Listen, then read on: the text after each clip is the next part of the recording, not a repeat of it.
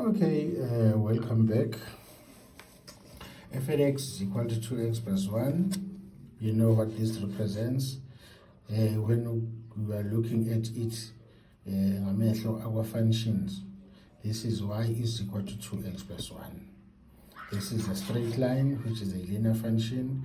If we say the gradient, the derivative is a gradient, we know that y is equal to mx plus c, m is the gradient. The gradient of this one is 2 because it's a linear function, we know that. So it means when I find a derivative of that, when I differentiate that, my answer should be 2 if derivative is a gradient. So now let's look at it. Okay, first thing I write down the formula, f prime x equals the limit of f at x plus h minus f at x as h approaches 0, or okay, all over h as h approaches 0. The next step, I substitute in the formula the limit of f of x plus h. Then my f of x plus h, I simply go to f, substitute x by x plus h, 2x plus 1, 2x plus 1. Instead of x, I put in x plus h minus 2x plus 1. You must remember, good people, all the time, golden rule, as I always stress, which is, please use brackets. Once you subtract something, please put it in brackets. All divided by h as h approaches 0. Simplify that. Open brackets becomes 2x plus 2h plus 1 minus 2x minus 1. All divided by h as h approaches 0. Now, usually at this stage, you see that does not contain h, it's positive. You see that does not contain h, it's negative. These two things are the same, it's only the signs that are different. So it means this one and this one will give you 0, that one and that one will give you 0, and also they both don't contain h. The other one is positive, the other one is negative. So what I'm left with is the limit of 2h over h as h approaches 0.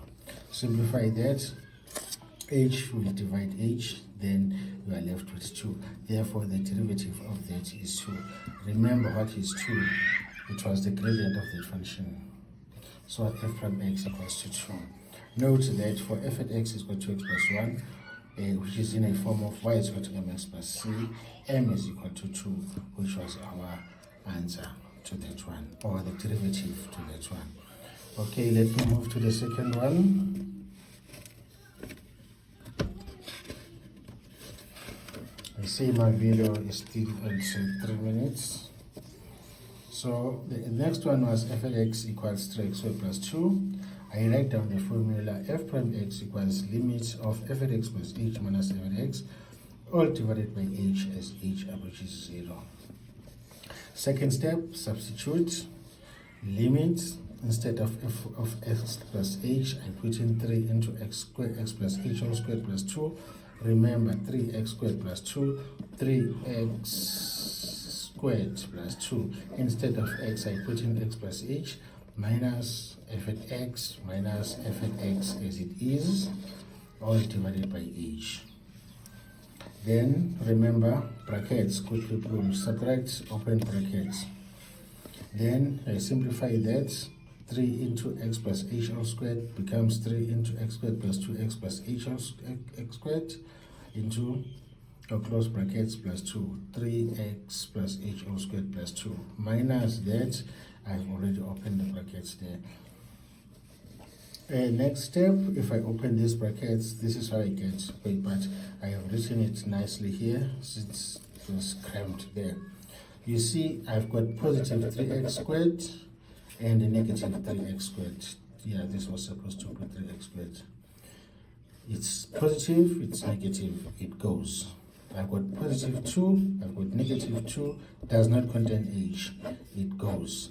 So all I'm left with is what contains h, is all that contains h. So on these two terms, h is a common factor, then I factor it out, it becomes h into minus 6x plus 3h. Remember, no, where does this come from? It's all divided by h, not by 3h. I'm sorry about that. Remember, there's h at the bottom, so this one divides, the two they divide. You are left with minus 6x plus 3h. Then the solution would be minus 6x. Therefore, f prime x equals minus 6x. Let me pause for now. I will do the next one on the next video.